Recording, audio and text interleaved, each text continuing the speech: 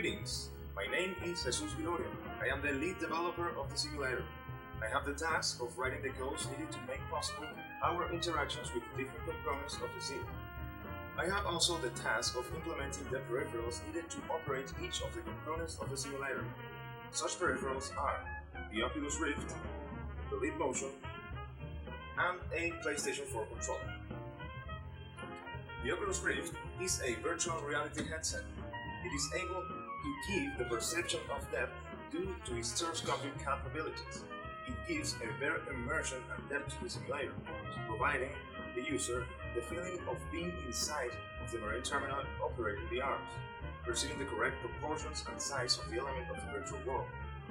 The Leap Motion is an infrared camera that is able to detect the hands of the user, so then we are able to project his own hands in the virtual world, providing a way to interact with the element of the scene, like, for example, levers, buttons, panels, etc.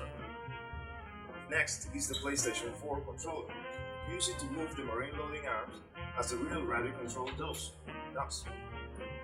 Well, now that we know how the user can interact with the elements of the simulator, we are going to proceed to operate a coupling with an oil ship.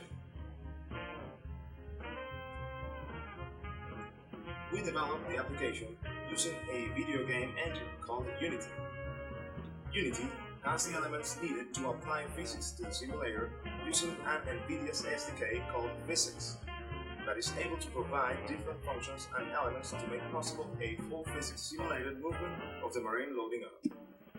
We are also simulating real-time buoyancy physics to demonstrate how a ship interacts with the ocean and the loading arms. We are currently working on the implementation of the different states and alarms of the equipment using the charts provided by the loading arm manufacturer Canon. With the Leap Motion, we are also able to approach augmented reality. Using any tool, we can project different elements in the 3D world, such as the control pendant.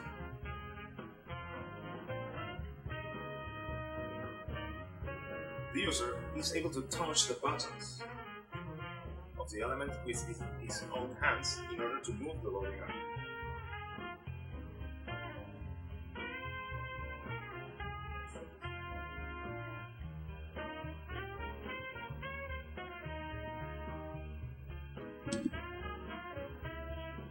We are now going to show you our buoyancy dynamics by changing the wind speed, making the ship leave the platform.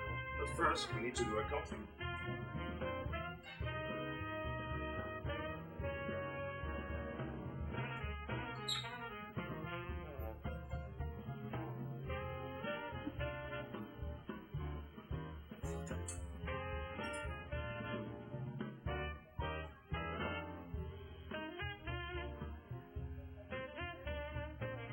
Now we're going to simulate the change of a wind speed, making the ship leave the platform, breaking the hoses, and making the arm leave its envelope of safety.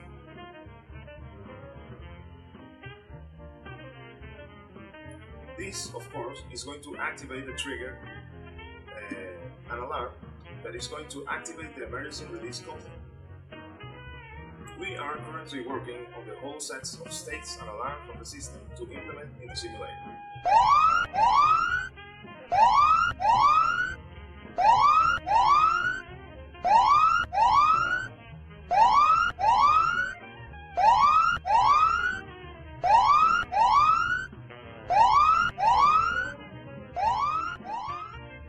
Well, we hope you liked our presentation, and we are also hoping that this development will be able to provide a cheap, secure, and fast alternative to the training of the marine loading arms by Canon.